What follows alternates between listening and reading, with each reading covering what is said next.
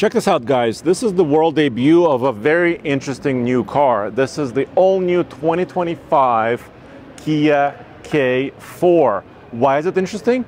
Well, first of all, it's a sedan. It's a compact sedan, and it also replaces the current Forte in the lineup for Kia. And it also is pretty sizable. There's a K5 midsize sedan right next to it, and the new K4, which is supposed to be a compact, looks pretty sizable. They stretched it out a little bit by just over 2 inches in width and 2 inches in length. It has a really new, and I would say bold signature lighting similar to the new K5. And in the world that's crazed with crossovers and trucks, Kia says, you know what? We're gonna double down on our sedan. We're gonna hopefully take a little bit more market share with this new model that's coming a little bit later this year. The hood is super low. I mean, this is basically an 18-inch wheel, and let me remove the fisheye effect. And you could see the hood line is super low over it. This looks very sleek, very nice. And this particular one you see here is the GT line. So although the powertrains are similar, not identical, but similar to before, this car, at least the sheet metal, is very unique. And it's also packed full of features.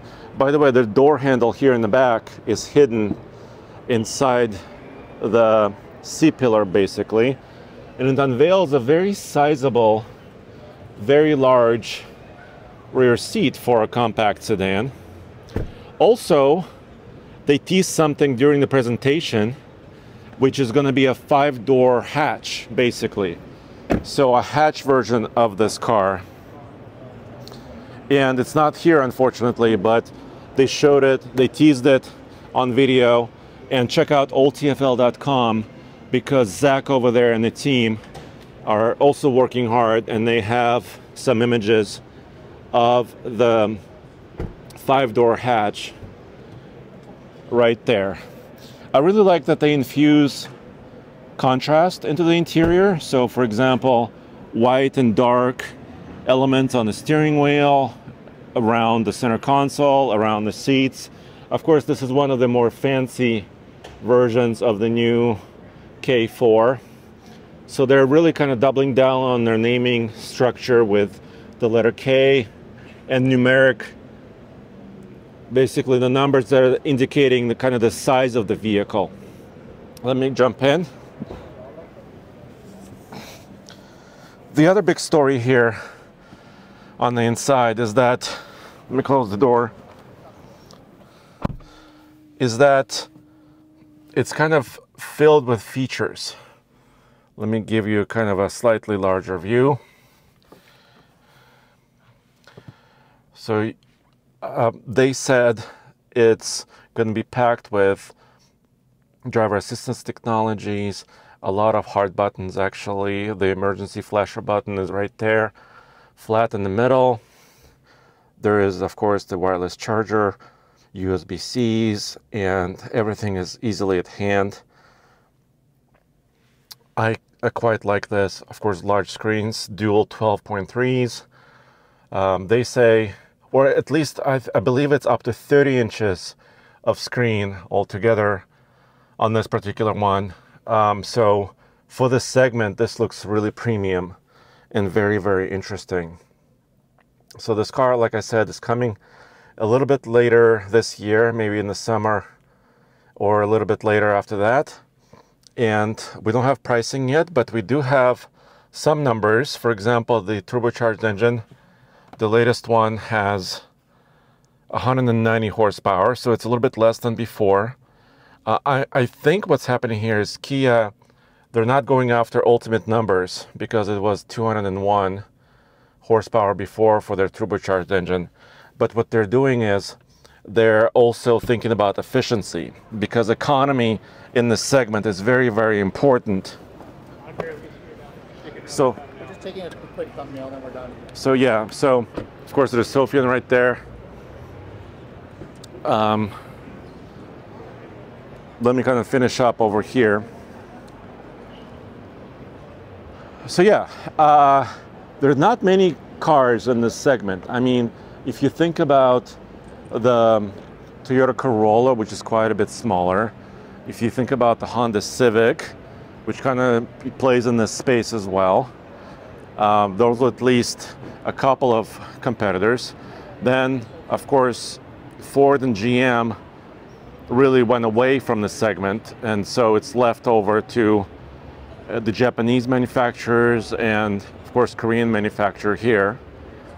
And this is beginning to look more like a premium vehicle and a lot less like a compact sedan. Let me know what you think in the comments below. By the way, the trunk space is humongous. Let me try to open it really quick. Over 14 cubic feet of trunk space. I used to think that 14.5 cubic feet number for a sedan, traditional sedan, was a good number for like a full-size sedan, like an older Taurus or maybe something like a Camry. But now, in the compact segment, Kia is able to package all this together into kind of a sport bag design for this one, and of course the hatch, the 5-door version is coming.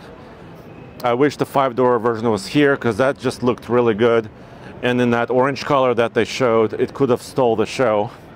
But I think nonetheless this car has a lot of attention. Like you can see, I'm trying to work around some other people, trying to take it all in. Let me know what you think about the light signature as well. I kind of like it because it's something new, something fresh. Kia is really looking to stand out, and I think it's good on them because they're somehow able to redesign and rethink a lot of their vehicles on a shorter life cycle than most. I mean, for some sedans, some other manufacturers take 3 to 4 years to rethink or redesign or update. This is not truly like an all-new car. I mean, powertrains are similar to before, but like I said earlier, the chassis is a little bit stretched. And of course, the design is new and the features inside are new.